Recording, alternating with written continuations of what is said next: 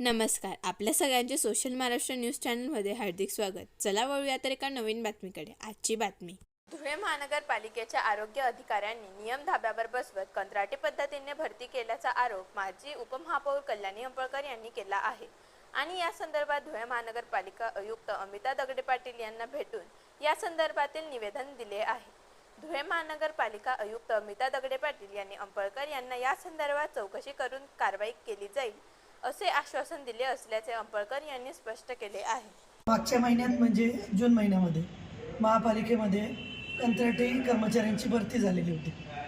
चंद्रकांत जाधव साहेबांकडे ती भरती होती आणि ते आरोग्य अधिकारी असल्याकारणाने त्यांच्याकडे 40 लोकांची भरती झाली आणि त्याच्यामध्ये आमचेही काही ओळखे पाळखेचे काही बिचारे गरीब लोक होते. त्यांच्यासाठी म्हणून मी त्यांच्याशी संपर्क साधला. त्यांनी त्या मुलांची आमच्या त्यात लिस्टमध्ये नावं न आल्यामुळे त्यांना आम्ही विचारणा केली.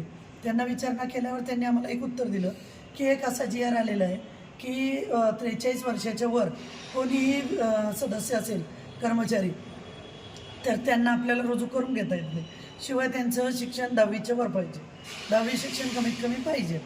मग त्या अगोदर काही एक 3-4 महिला आपल्याकडे कार्यरत होत्या. त्यांना ज्या त्यांच्या हिशोबाने होत्या म्हणजे लिगल होते त्यांना त्यांनी घेतलं, बाकीच्यांना त्यांनी घेतलं नाही.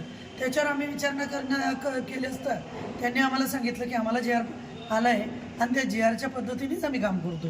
नंतर मी त्यांना एक लेटर मागितलं की तुमचं जे भरती केलेले 40 लोक आहेत तर कोणत्या कोणत्या लोकांचे तुम्हाला अर्ज आले होते आणि तुम्ही कोणाची भरती केली तर ते आम्हाला एक पत्र द्यावं.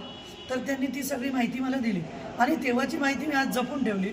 परंतु आज एक म्हणजे या महिन्यामध्ये जुलै महिन्यामध्ये आत्ता काही दिवसापूर्वी एक नवीनच महिला रुजू झालेली माझ्या लक्षात आली आणि ती महिला रुजू करत असताना तिचं वय 46 वर्षे, तिचं जन्म 1979चा आहे. मग ती महिला त्यात रुजू कशी करून घेतली? ती GRच्या विरुद्ध नाही का? मग या विरुद्ध आम्ही आज आयुक्ता मॅडमकडे आलेलो होतो आणि सकाळपासून खरं सांगायचं म्हणजे जाधव साहेबांच्या केबिनला आम्ही आलो. कमीत कमी 15 ते 16 वेळा आमचं फोन झाला परंतु त्यांनी आमचा फोन उचलला नाही. त्यावेळेस आम्ही कमीत कमी 1-2-3 तास तिथे बसलो आणि अशा अवस्थेमध्ये आम्हाला आयुक्त मॅडमला फोन लावावा लागला. आयुक्त मॅडमने आम्हाला संध्याकाळी या म्हणून सांगितलं. आम्ही कमीत कमी आता 4:30 वाजेपासून तिथे बसलेलो होतो. त्यांनी आम्हाला शब्द दिला होता की आम्ही सोमवारी करून देतो, परंतु आम्हाला त्या विषयाला थांबण्याची कुठल्याही प्रकारची गरज वाटली नाही.